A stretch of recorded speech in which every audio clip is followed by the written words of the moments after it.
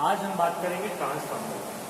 Transformer एक ऐसी स्थिति युक्ति है जिसके द्वारा वोल्टेज को या फिर एक नियत आवृत्ति वाले वोल्टेज को कम या ज्यादा यानी कि उसको बढ़ाया या घटाया जा सकता है। किसके द्वारा? ट्रांसफार्मर के द्वारा। तो ट्रांसफार्मर एक ऐसी स्थिति युक्ति है जिसके द्वारा वोल्टेज को अप या डाउन यानी कि वोल्टेज का अपचयन और उच्चायन सफलतापूर्वक किया जा सकता है। दूसरी बात एक ये है कि ये जो ट्रांसफार्मर है ये सिर्फ एसी परिपथियों पर ही काम करता है, इसलिए इससे एसी विद्युत धारा को ही उच्चायन और अपचयन किया जा सकता है, ना कि डीसी को, है ना। ठीक है, इसलिए ट्रांसफार्मर सिर्फ एसी विद्युत धारा के ऊपर ही काम करता है। अब बात करते हैं हम ट्रांसफार्मर के प्रकार। ट्रांसफार्मर कितने प्रकार के होते हैं?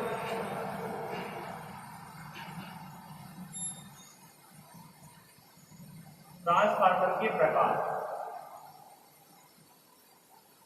ट्रांसफार्मर का सबसे पहला प्रकार है वो है उसके आउटपुट वोल्टता के आधार। मतलब कि ट्रांसफार्मर दो प्रकार के होते हैं आउटपुट वोल्टता के आधार पर। सबसे पहला कौन सा है? आउटपुट वोल्टता के आधार पर।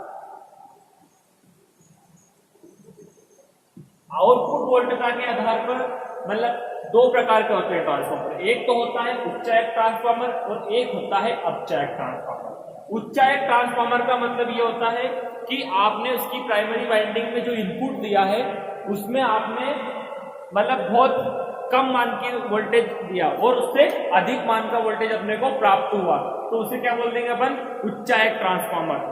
और जब अपन अधिक मान का वोल्टेज इनपुट में दिया उसे और फिर अपने को आउटपुट में कम मान का वोल्टेज प्राप्त होता है तो उसे बोलेंगे हम अपचायक ट्रांसफार्मर, है ना। ठीक है, तो सबसे पहले उच्चायक ट्रांसफार्मर देख लो। ये होती है ट्रांसफार्मर कोर।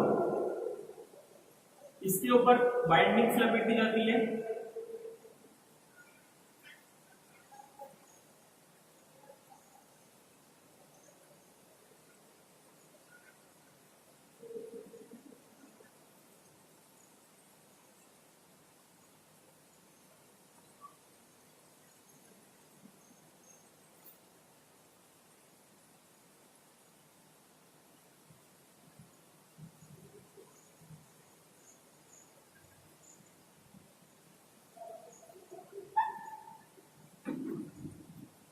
अब बात कर रहे हैं हम उच्चायक की। तो उच्चायक में क्या होता है? प्राइमरी वाइंडिंग्स के टर्न्स की संख्या कम होती है और सेकेंडरी वाइंडिंग्स के टर्न्स की संख्या ज्यादा होती है। इसमें उच्चायक ट्रांसफार्मर ये प्राइमरी के टर्न्स की संख्या कम और सेकेंडरी के टर्न्स की संख्या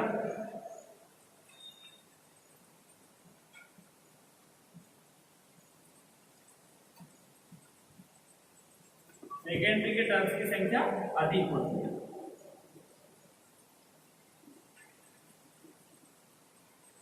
ठीक है, ये हो गया अपना कौन सा? उच्चायक ट्रांसफार्मर।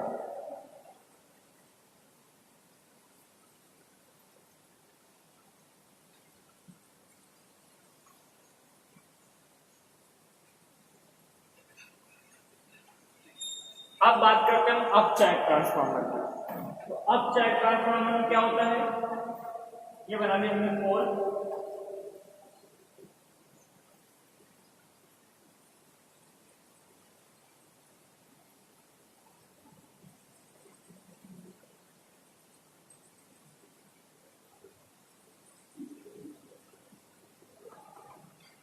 इसकी जो इनपुट होता है यानी कि प्राइमरी वाइंडिंग उसके टर्न्स की संख्या ज्यादा होती है। किसकी? प्राइमरी।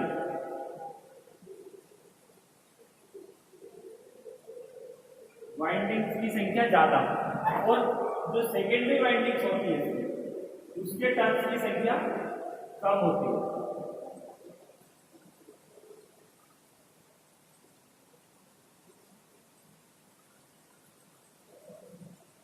सेकेंडरी के वाइंडिंग की संख्या कम होती है, तो इसलिए इसको क्या बोला जाता है? अपचायक।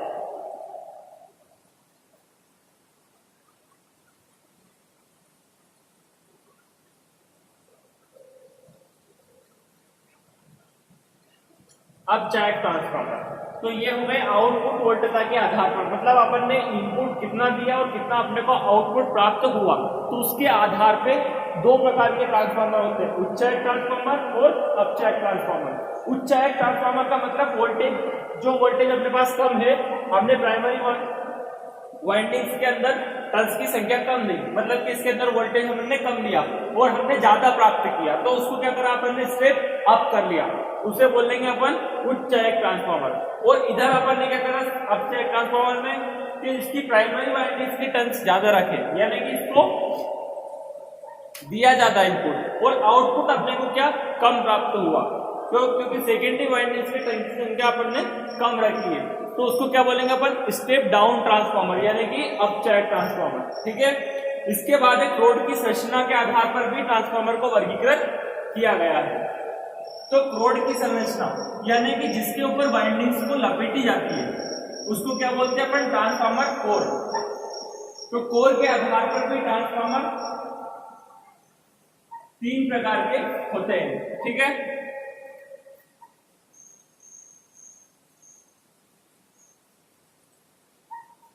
कोर की संरचना, रोड की संरचना के आधार पर। अब देखो रोड क्या होता है, रोड वो होता है जिसके ऊपर के ट्रांसफार्मर की वाइंडिंग जो होती है उसको लपेटी जाती है ना। तो ट्रांसफार्मर प्राइमरी वाइंडिंग के द्वारा स्थापित चुंबकीय क्षेत्र की परिवर्तन को पूर्ण करने तथा उसके सघन रखने के लिए लोह रोड का उपयोग आवश्यक होता है ना। मतलब लेकिन लोह रोड का अगर एक ही मोटा वाला भाग अगर हम रोड के अंदर रख देंगे तो उसके कारण उसके अंदर लोह क्षति, एडी धारा क्षति यानी कि और हिस्टेरेसिस क्षति जो होगी वो बहुत अधिक बढ़ जाएगी। इसलिए लोहे के अंदर कम से कम 3.8 से 5.0% तक सिलिकॉन मिलाया जाता है ना। उसके कारण और उसको मिलाने के बावजूद भी उसकी छोटी छोटी यानी कि 0.5 mm तक की पत्तियों को जोड़कर उसको बनाया जाता है, किसको, क्रोड को। तो जो क्रोड की संरचना होती है उसमें कई प्रकार के क्रोड होते हैं, E type, I type, U, F, है ना, इस प्रकार से, सॉरी एफ नहीं, एल, जे, सी, इस प्रकार के। तो उसमें से सबसे पहला है अपना कोर टाइप ट्रांसफार्मर, है ना, कोर टाइप। तो कोर टाइप में सबसे पहला है ये एक एल मिलाया अपन ने और ये दूसरा एल मिला दिया, इससे एक ट्रांसफार्मर कोर का निर्माण हो जाता है।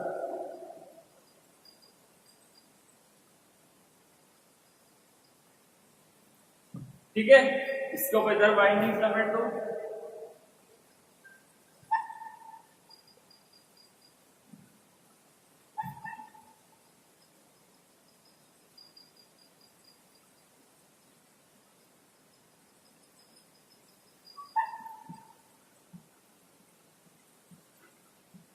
ये प्राइमरी और सेकेंडरी। अब क्या होता है कि जब हम प्राइमरी वाइंडिंग्स के अंदर इनपुट देते हैं तो जो क्रोड का काम होता है, एक तो होता है इसके वाइंडिंग्स को उसके ऊपर लपेटा जाता है, दूसरी चीज ये होती है कि ये इसके अंदर चुंबकीय फ्लक्स को या विद्युत फ्लक्स को मार्ग प्रदान करता है। ठीक है, इस प्रकार से। तो ये काम होता है अपने क्रोड का। अब क्रोड का सेल टाइप ट्रांसफार्मर भी होता है, ये तो कोर टाइप था, अब आता है सेल टाइप। तो सेल टाइप जो ट्रांसफार्मर होता है उसके अंदर क्या होता है, एक ही उसके ऊपर दोनों वाइंडिंग्स को लपेटा जाता है।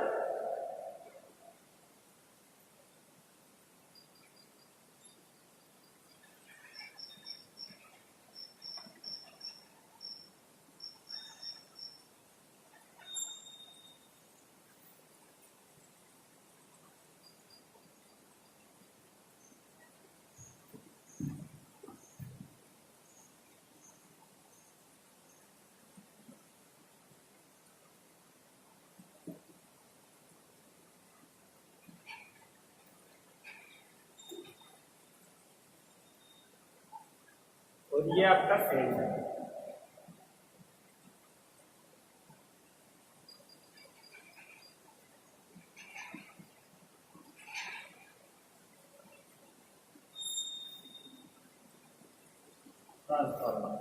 इसके अंदर क्या करते हैं हम,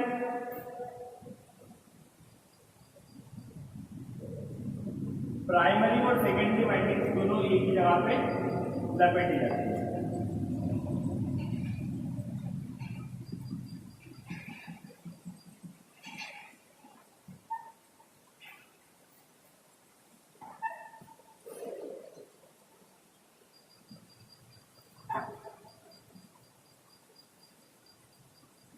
ये प्राइमरी और ये सेकेंडरी। ये कौन सा है? Cell type. इसी प्रकार से एक बेरी टाइप ट्रांसफार्मर होता है। बेरी टाइप ट्रांसफार्मर में इसी प्रकार की 2-3 गुंडियां और जोड़ दी जाती है, वो होता है आपका बेरी टाइप ट्रांसफार्मर। अब आते हैं अपन फेजों की संख्या के आधार पर। ये तो हो गया तुम्हारे आउटपुट वोल्टेज के आधार पर। फिर उसके बाद क्रोड की संरचना। तो क्रोड के अंदर दो ही बहुत इंपॉर्टेंट है, क्रोड की टाइप और एक होता है सेल टाइप। ठीक है, उसके बाद आते हैं अपन टाइप के ऊपर फेजों की संख्या के आधार पर। तो फेजों की संख्या के आधार पर ट्रांसफार्मर देखो एसी के ऊपर काम करता है। तो एसी के अंदर एक तो होता है सिंगल फेज और एक होता है 3 फेज। ठीक है, तो फेजों की संख्या के आधार पर ट्रांसफार्मर को कितने भागों में विभक्त किया गया है? 2 भागों में। कौन कौन से? सिंगल फेज और 3 फेज, है ना।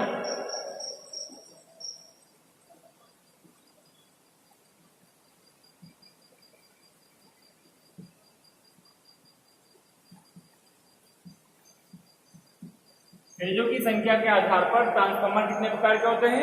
2 प्रकार के। एक तो होता है साधारण फेज यानी कि सिंगल फेज ट्रांसफार्मर, जो सेम अभी आप 2-3 डायग्राम बनाए अपने ऐसा ही बनता है।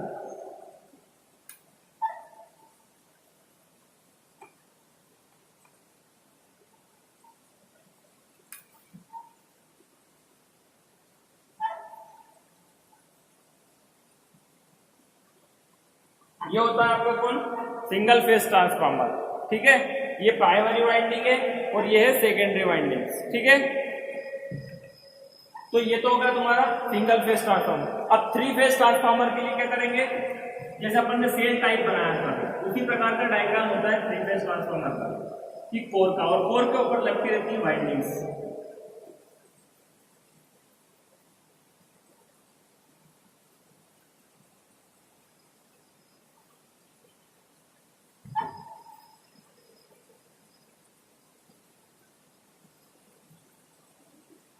इस प्रकार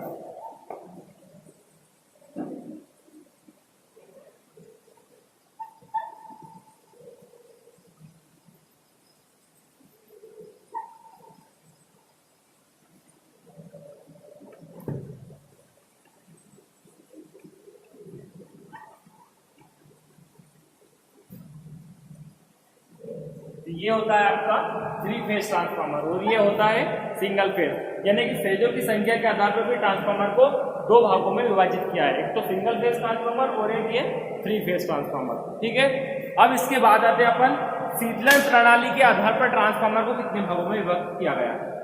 इसके ऊपर शीतलन प्रणाली। शीतलन प्रणाली का मतलब होता है कि ट्रांसफार्मर के अंदर क्या होता है, देखो कोई घूमने वाला पार्ट नहीं होता है, एक स्थिति युक्ति है, लेकिन उसके बावजूद भी कुछ क्षतियां जो हिस्टेरेसिस और एडी धारा क्षति होती है, इनके कारण ट्रांसफार्मर के जो वाइंडिंग्स होती है वो गर्म हो जाती है और गर्म होकर उनका इंसुलेशन को जलने की संभावना रहती है, इसलिए इसको ट्रांसफार्मर को ठंडा करने की आवश्यकता भी अपने को पड़ती है।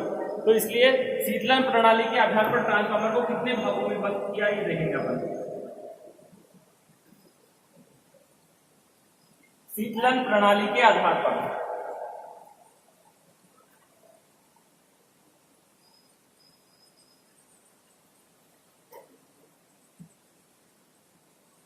शीतलन प्रणाली में सबसे पहला है आपका तेल द्वारा शीतलित प्रणाली। तेल द्वारा मतलब के ऑयल के अंदर ट्रांसफार्मर की कॉइल्स को डुबोकर रखा जाता है, वो जो वाइंडिंग्स होती है उसको ऑयल के द्वारा ठंडा किया जाता है, तो उसको बोलते हैं अपन तेल शीतलन प्रणाली। तेल द्वारा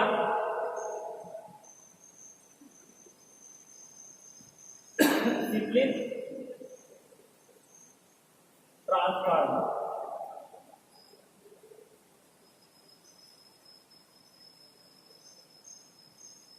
अब तेल द्वारा शीतलित ट्रांसफार्मर के अंदर क्या होता है, इस प्रकार से रहता है आपका ट्रांसफार्मर।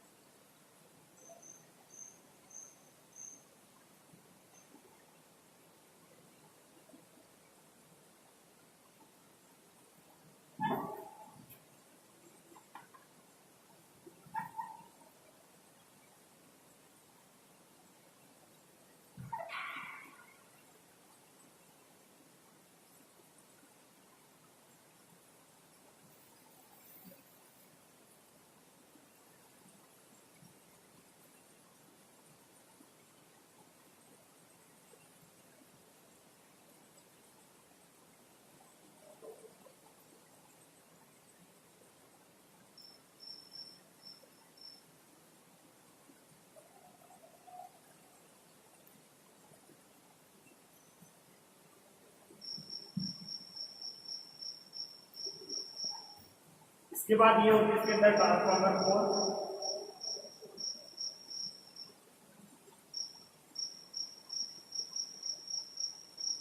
और इसके ऊपर ये लपेटी रहती है वाइंडिंग।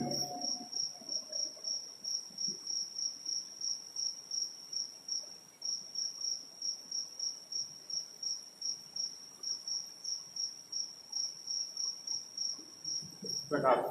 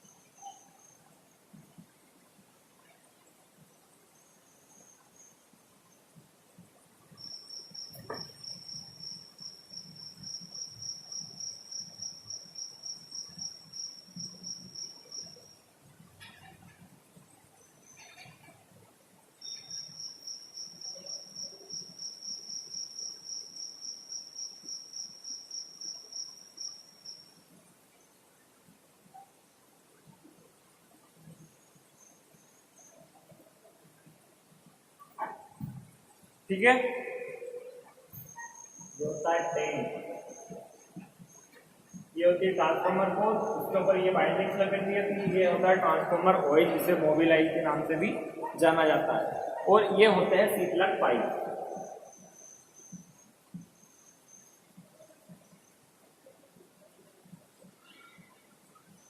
ठीक है, ये तो हो गया अपना तेल द्वारा शीतलित ट्रांसफार्मर। अब तेल के अलावा भी एक होता है पानी के द्वारा, यानी कि एक जल द्वारा शीतलित ट्रांसफार्मर, और एक होता है वायु द्वारा शीतलित ट्रांसफार्मर। तीन प्रकार से इसको ठंडा किया जा सकता है।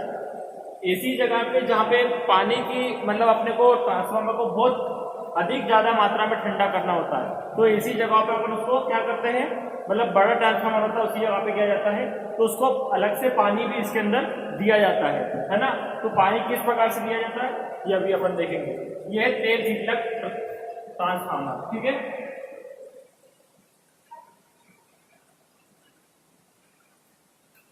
अब आगे बात करते हैं हम जल द्वारा शीतलित ट्रांसफार्मर। इसके द्वारा जल द्वारा यानी कि पानी द्वारा।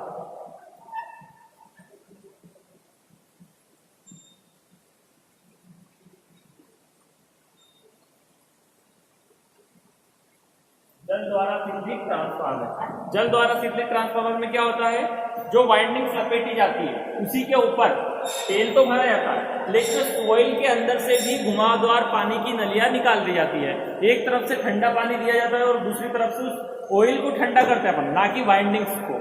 ऑयल जितना ठंडा रहेगा उतने ही वाइंडिंग्स को वो अपने आप ठंडा रखेगा। ठीक है, डायरेक्टली कोई पानी नहीं भरा जाता ट्रांसफार्मर के अंदर। ठीक है, तो सबसे पहले अपन बनाएंगे इसको।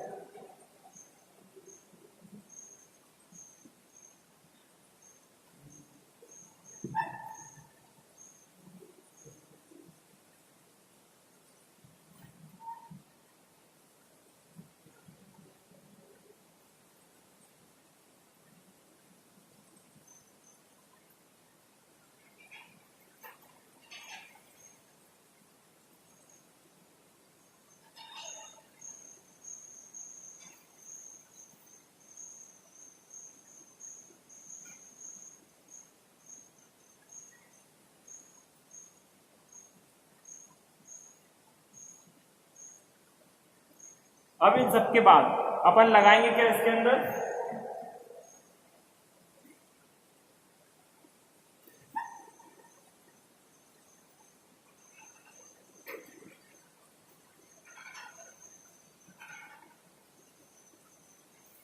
पानी के बहाने के लिए पाइप।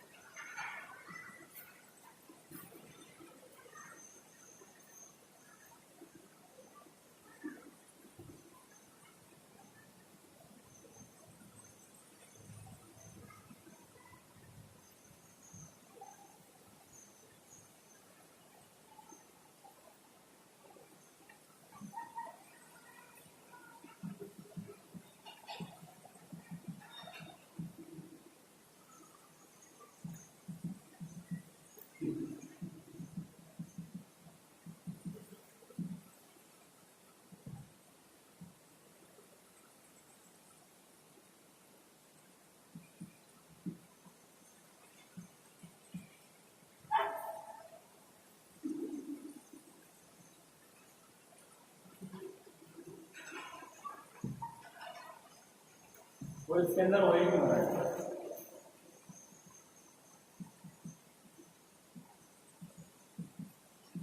ऑयल के अंदर ये पानी की नलियां डूबी हुई होती है, और ऑयल के नीचे और पानी की नलियों के नीचे यहाँ पे होते हैं अपने ट्रांसफार्मर कोर और वाइंडिंग्स।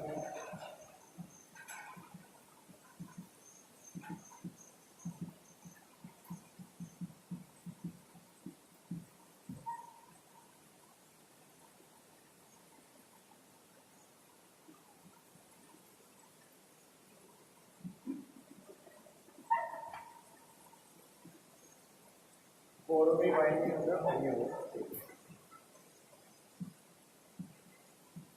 ठीक है। ये होता है जल द्वारा शीतलित ट्रांसफार्मर। ठीक है, इसके द्वारा मतलब ठंडा जल एक तरफ से प्रवाहित किया जाता है और दूसरी तरफ से ये गर्म जल इस ऑयल को ठंडा करने का काम करता है, और फिर ये ऑयल कॉइल्स को ठंडा करने का काम करता है। मतलब बड़े पर्वत में जहाँ पे अधिक वोल्टेज को अप डाउन या अपचयन उच्चायन करना होता है, वहाँ पे इस प्रकार के ट्रांसफार्मर का यूज किया जाता है। मतलब उसको और अलग से ठंडा करने की आवश्यकता पड़ती है ना। अब इसी जगह पे कई जगह पे पंखे वगैरह भी लगाने पड़ते हैं, है ना। तो उसको क्या बोलते हैं अपन? वायु द्वारा शीतलित ट्रांसफार्मर। मतलब जो ट्रांसफार्मर की कोरें होती है उनके अंदर बाहरी अलग से सप्लाई देके पंखे लगा दिए जाते हैं, जो कि ट्रांसफार्मर को ठंडा करने का काम करते हैं। ठीक है, ट्रांसफार्मर की संरचना देखी होगी आप लोगों ने। उसके अंदर क्या होती है, जैसे एसी मोटर के ऊपर थ्रेड्स कटे होते हैं ना बाहर से, वो क्यों कटे होते हैं? मोटर के पीछे की तरफ जो उसका रोटर होता है, ये समझ लो कि मोटर की जो शाफ्ट होती है उसके दूसरी तरफ पीछे की तरफ एक पंखा कस दिया जाता है। जैसे मोटर चालू होती है पंखा घूमने लग जाता है, और उसकी जो धारियां होती है इस प्रकार से उसके अंदर से वायु वो उसके बॉडी के ऊपर से प्रवाहित होती रहती है, जिससे कि वो मोटर ठंडी होती है। लेकिन ट्रांसफार्मर के अंदर ऐसी कोई युक्ति नहीं है जिससे कि उसके पीछे शाफ्ट से अपन जोड़ दें, इसलिए उसको अलग से फेंस लगा के ठंडा किया जाता है। इस प्रकार के ट्रांसफार्मर के लिए क्या करना पड़ेगा? वायु द्वारा शीतलित ट्रांसफार्मर। अब वायु द्वारा शीतलित ट्रांसफार्मर में क्या होता है? चारों तरफ से उसमें एक मतलब किसी भी दो तरफ से उसको हवा दी जाती है, और वो उसके थ्रेड्स के अंदर से दूसरी तरफ निकलती है।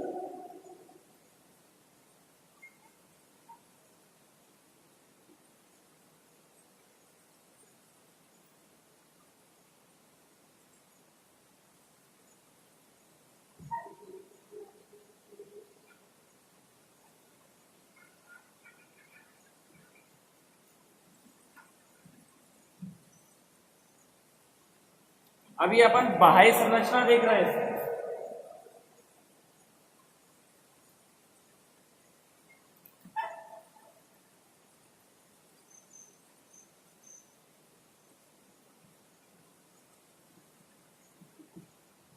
इसके अंदर क्या होता है? यहाँ पे लगी होती है बीच में वायर्स,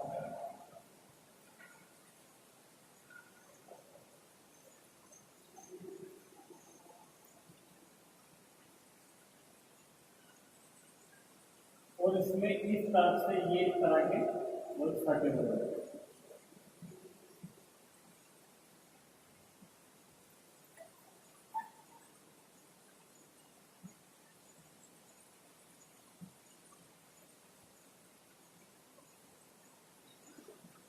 मतलब इस तरफ फैन लगा के यहाँ से इसको गुजारा जाता है, हवा को यहाँ निकालती है। यहाँ से जब गुजारा जाता है तो ये बीच में फंसी इधर बाहर निकलती है, और ऐसे ही ऊपर की तरफ बना होता है। इसके अंदर से ये नीचे की तरफ वायु प्रवाहित की जाती है। इससे होता है वायु द्वारा शीतलित ट्रांसफार्मर, जिसके अंदर एक तरफ से किसी भी दो तरफ, या तो ऊपर से नीचे की तरफ आएगा, या नीचे से ऊपर की तरफ, या राइट हैंड साइड से लेफ्ट है, लेफ्ट से राइट हैंड। अगर दोनों तरफ से हवा दोगे तो वो किधर भी नहीं जा पाएगी, इसलिए किन्हीं भी दो तरफ से, ताकि बाकी दो तरफ भी वो हवा निकल सके उसकी। इस प्रकार से इसको ट्रांसफार्मर को ठंडा किया जाता है वायु के द्वारा। ठीक है, तो ये तो हो गए शीतलन प्रणाली के आधार पर ट्रांसफार्मर। शीतलन प्रणाली के आधार पर ट्रांसफार्मर के बाद अपना आता है आउटपुट क्षमता के आधार पर। मतलब आउटपुट क्षमता के आधार पर ट्रांसफार्मर कितने प्रकार के होते हैं। तो आउटपुट क्षमता के आधार पर ट्रांसफार्मर 4 प्रकार के होते हैं। एक तो होता है आउटपुट ऑटो ट्रांसफार्मर, अपचायक ऑटो ट्रांसफार्मर और उच्चायक। ऑटो ट्रांसफार्मर 2 प्रकार के होते हैं। मतलब जो ऑटो ट्रांसफार्मर का मतलब ये होता है कि एक ही जगह पे उसमें 2 वाइंडिंग्स लगा दी जाती है। एक तो वो होता है सिंगल फेज, है ना, सिंगल फेज ट्रांसफार्मर। उसी में क्या होता है ऑटो ट्रांसफार्मर, क्योंकि जो 3 फेज ट्रांसफार्मर होता है वो ऑटो ट्रांसफार्मर नहीं होता है, ठीक है ना। उसके बाद अपचायक और उच्चायक 2 ऑटो ट्रांसफार्मर होते हैं। तो अपचायक और उच्चायक में फर्क क्या है कि प्राइमरी वाइंडिंग के साथ पूरी तरह से लोड को जोड़ दिया जाए तो वो क्या हो जाएगा, उच्चायक। और अगर उसके आधे भाग को ही अपन लोड के साथ प्रयोग में ले तो वो हो जाएगा अपचायक, क्योंकि पूरा पूरा अपन उसको आउटपुट नहीं ले पा रहे हैं, है ना। तो मतलब इनपुट आपने ज्यादा दिया, आउटपुट कम लिया, तो वो क्या हो जाएगा, अपचायक, यानी कि कम करना, है ना। और इनपुट कम दिया आपने और आउटपुट ज्यादा ले लिया तो उसे क्या बोलेंगे अपन, उच्चायक ट्रांसफार्मर, है ना। तो अपचायक और उच्चायक ऑटो ट्रांसफार्मर इसी प्रकार से बनते हैं। मैं उनके डायग्राम बना रहा हूं।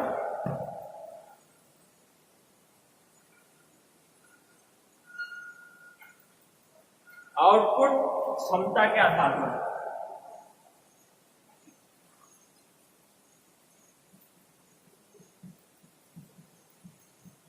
आउटपुट क्षमता के आधार पर मतलब है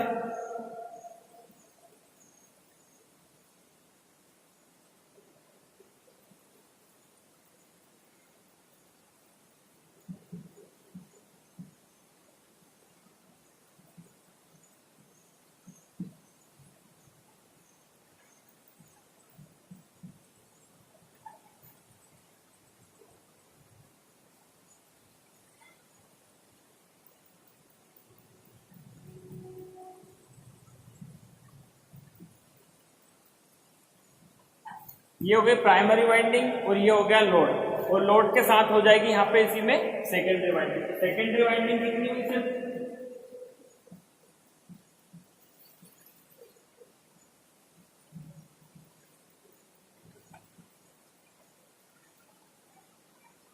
सिर्फ इतनी से, जितनी अपने लोड के साथ जुड़ी हुई है। तो इसे क्या बोलेंगे अपन, ऑटो अपचायक ट्रांसफार्मर। क्या बोलते हैं, ऑटो अपचायक ट्रांसफार्मर, है ना।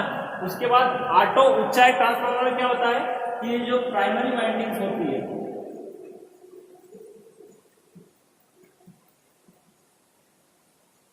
इसी के साथ लोड को पूरी तरह से जोड़ दिया जाता है।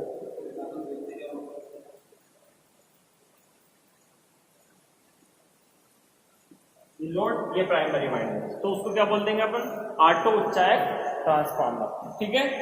इसके बाद अब अपन आते हैं फेज ट्रांसफार्मर वाइंडिंग के संयोजन। चलो इसे कर लेते हैं।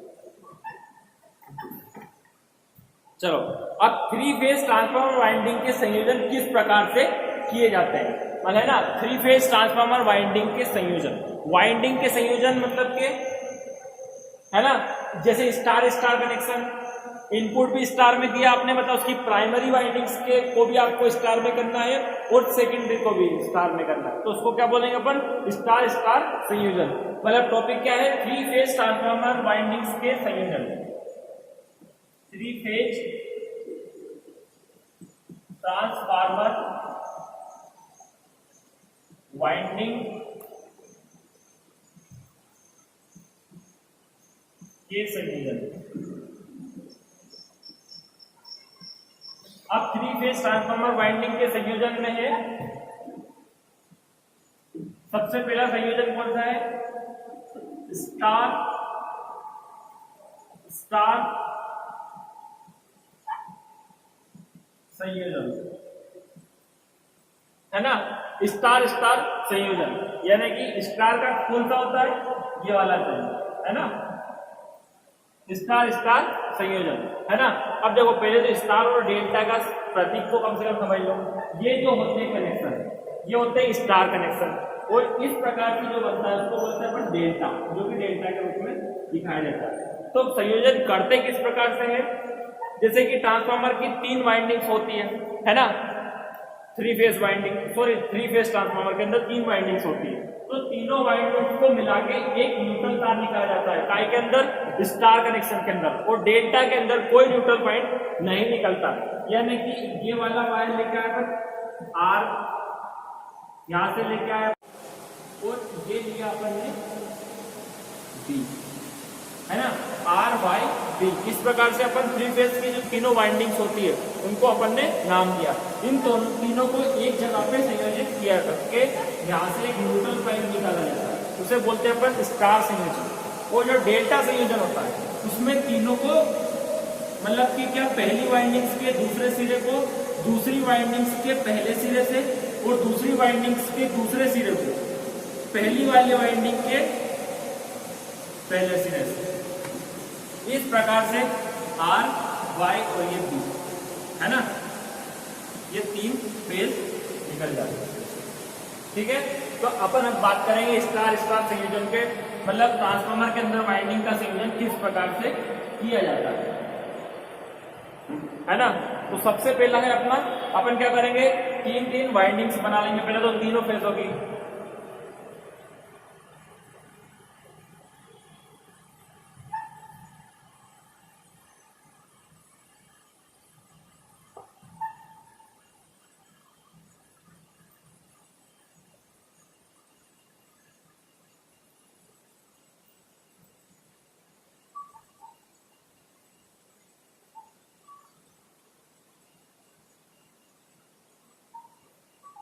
अपन ने क्या करा, जो इसके दूसरे दूसरे सिरे हैं सभी को मिला दिया।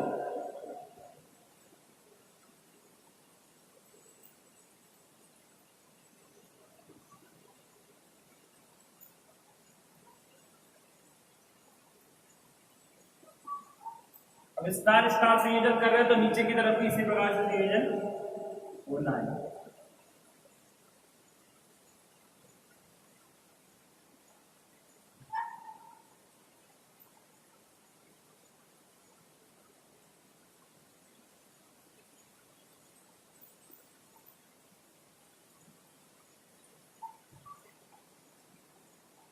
ये हो गया अपना कौन सा, आर वाई, नीचे भी आर वाई, ये हो गया तुम्हारा स्टार स्टार संयोजन। ठीक है, ये प्राइमरी है और ये सेकेंडरी वाइंडिंग है।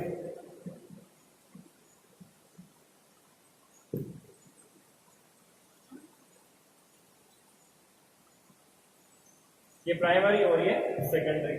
ठीक है, अब बात करते हैं हम स्टार स्टार के बाद स्टार डेल्टा संयोजन। स्टार डेल्टा संयोजन किस प्रकार से किया जाता है, इसे मिटा रहा हूं।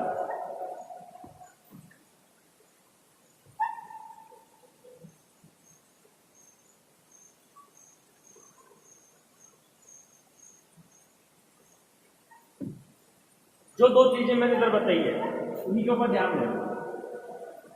एक एक जो सिरा है उसी को अपने को जोड़ना है। ये तो होगा स्टार कनेक्शन तुम्हारा। और डेल्टा में क्या करा था अपन ने, पहली वाइंडिंग के दूसरे सिरे को दूसरी वाइंडिंग के पहले सिरे से, दूसरी वाइंडिंग के दूसरे सिरे को तीसरी वाइंडिंग के पहले सिरे से, और तीसरी वाइंडिंग के दूसरे सिरे को पहली वाइंडिंग्स के पहले सिरे से। इस प्रकार से इसको जोड़ दिया जाता है ना। ये हो गया आर वाई और ये पी, है ना। अब अपन स्टार स्टार में क्या करा था अपन ने, तीनों के जो दूसरे दूसरे सिरे थे, इसका भी ये दूसरा आर वाई और इसका जो पहला सिरा ये है, इसका पहला ये है, इसका पहला सिरा ये इसका दूसरा सिरा, ये दूसरा और ये इसका दूसरा। तो इसके दूसरे दूसरे सिरे को अपन ने क्या करा था, जोड़ दिया था, है ना।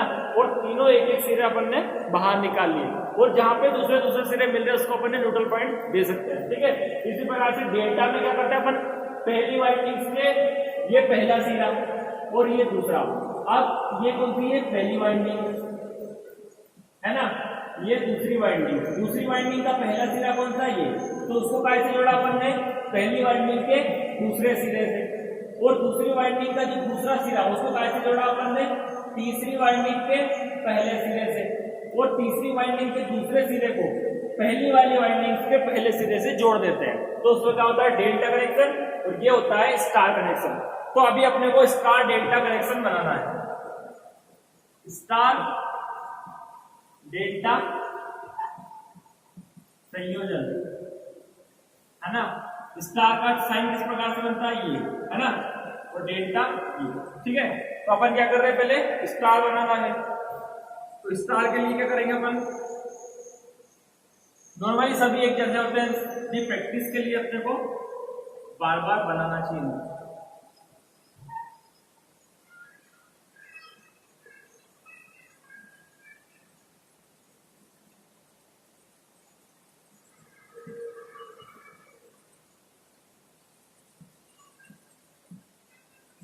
आर वाई ये हो गई तुम्हारी प्राइमरी, ठीक है।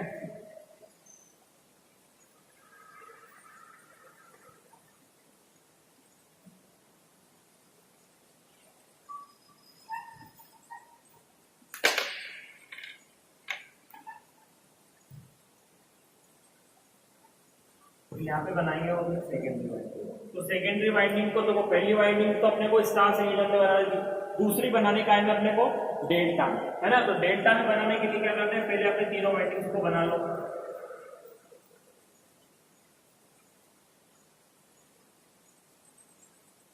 अब देखो, पहली वाइंडिंग का पहला सिरा तो यहीं पे रखा हुआ है ना।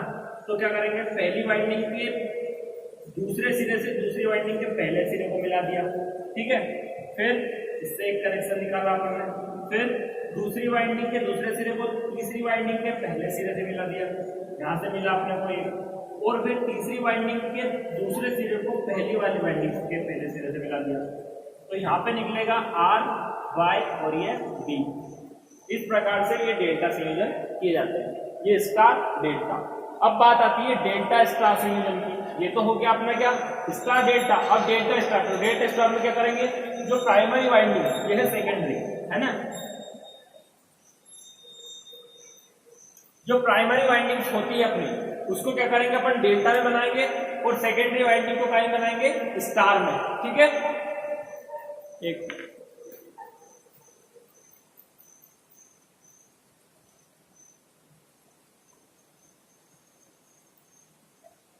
स्टार डेल्टा संयोजन। अब इसके बाद बनाएंगे अपन कौन सा, डेल्टा स्टार संयोजन।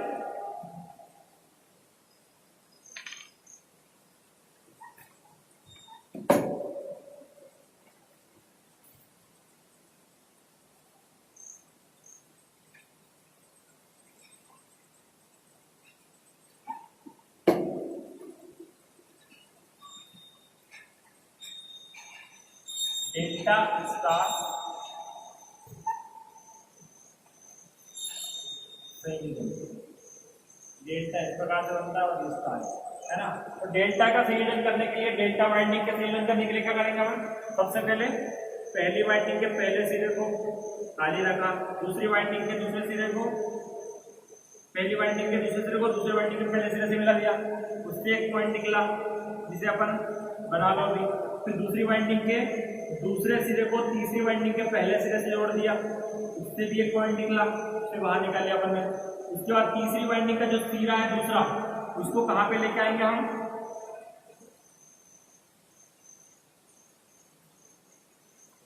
यहाँ, ठीक है। आर वाई और ये बी, ठीक है। ये तो हो गई तुम्हारी कौन सी, प्राइमरी। अब सेकेंडरी वाइंडिंग के लिए क्या करेंगे अपन,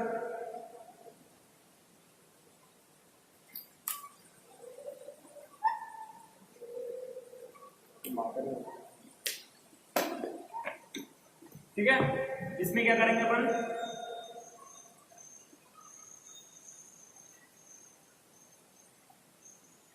तीनों वाइंडिंग्स बना लो पहले,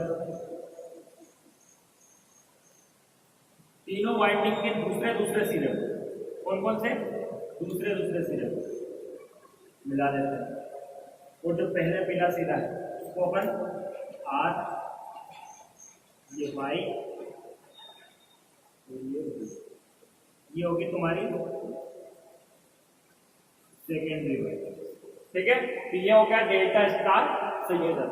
अब डेल्टा स्टार संयोजन के बाद बात करते हैं अपन डेल्टा डेल्टा संयोजन, है ना। क्या करते हैं, डेल्टा डेल्टा। तो डेल्टा डेल्टा संयोजन में क्या करना है अपने को, ये तो पहला तो डेल्टा है, अपना स्टार वाला मिटा दो और इसको डेल्टा कर दो। तो डेल्टा करने के लिए क्या करेंगे, वही ऊपर वाली प्रोसेस। सबसे पहले 3 वाइंडिंग्स बना लो, ठीक है। तीनों वाइंडिंग्स में क्या करेंगे, पहले सिरे को, पहली कॉइल्स के पहले सिरे को दूसरी कॉइल्स के पहले सिरे से मिला देंगे, है ना। फिर दूसरी कॉइल के दूसरे सिरे को तीसरी कॉइल के पहले सिरे से मिला देंगे, और जो तीसरी कॉइल का दूसरा सिरा है उसे कैसे मिलाएंगे अपन, पहली कॉइल्स के पहले सिरे से, ठीक है। तो यहाँ पे निकलेगा R, ये Y और ये P, ठीक है। ये हो गया आपका डेल्टा डेल्टा संयोजन। अब बात आती है अपने VV संयोजन, है ना। इस विधि, है ना, मतलब कि यह विधि डेल्टा डेल्टा संयोजन विधि के समान ही है। अंतर केवल यह है कि इसमें प्राइमरी तथा सेकेंडरी वाइंडिंग की तुलना में केवल 58% टर्न्स ही रखे जाते हैं, है ना। कितने प्रतिशत, 58% टर्न्स रखे जाते हैं प्राइमरी और प्राइमरी के तुलना में सेकेंडरी वाइंडिंग्स के अंदर, है ना। तो मतलब प्राइमरी में ज्यादा और सेकेंडरी में कम रखे जाते हैं। इस वाइंडिंग का नाम क्या है, VV वाइंडिंग, है ना, VV वाइंडिंग,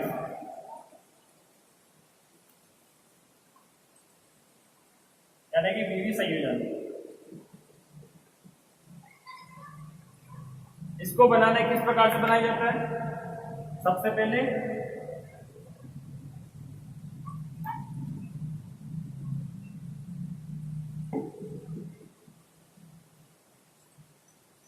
एक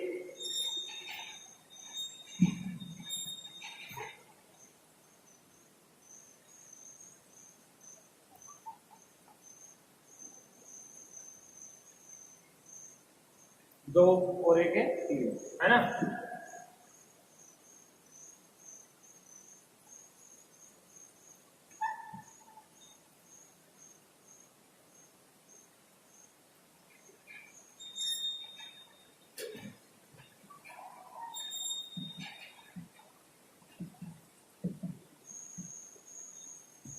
ठीक है, ये है तुम्हारी VV संयोजन, ठीक है।